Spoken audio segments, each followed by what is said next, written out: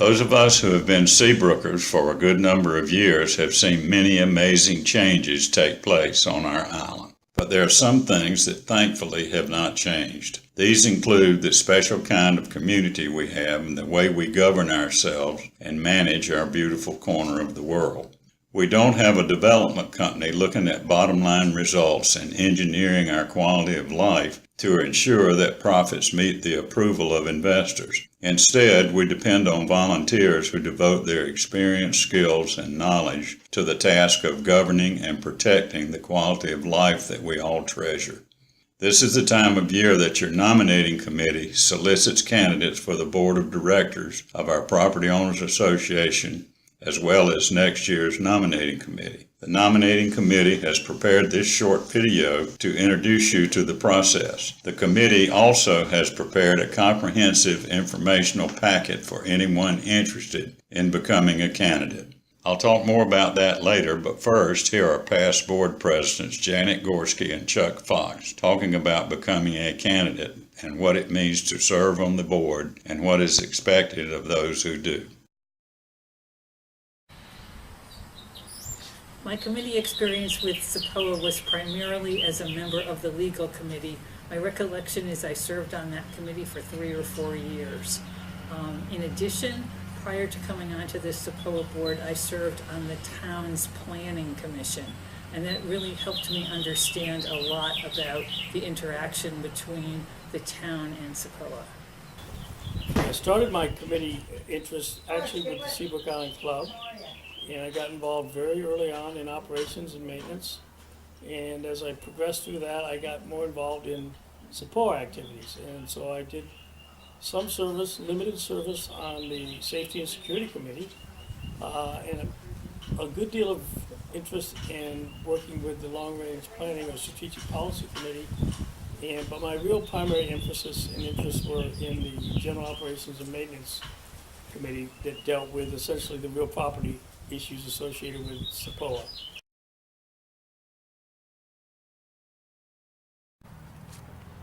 I think I'm the one that's really lucky. I think the group that was comprised the board the year I was president was a pretty extraordinary group of people. Some of them are the smartest and most highly dedicated people I think I've ever met. Highly committed. They spent the time very collegial and very knowledgeable. And so we were able to achieve a number of kind of key things in terms of this, what I would call the key infrastructure.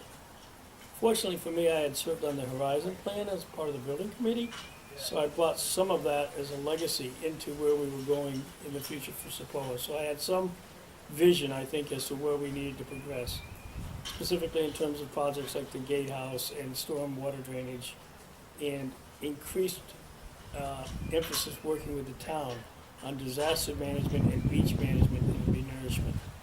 And we had expertise in all those levels, so it was great.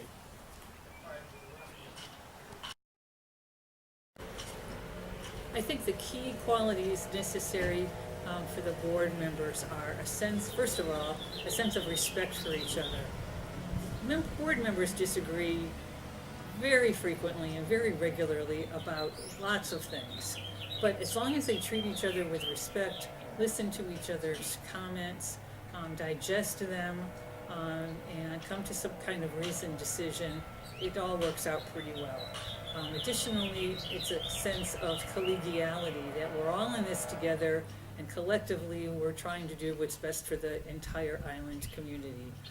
It's not having a sense of we're in opposing political factions and parties, and we're just out to get our own way. It's a sense of trying to do the best things that can be done to benefit Seabrook as a whole.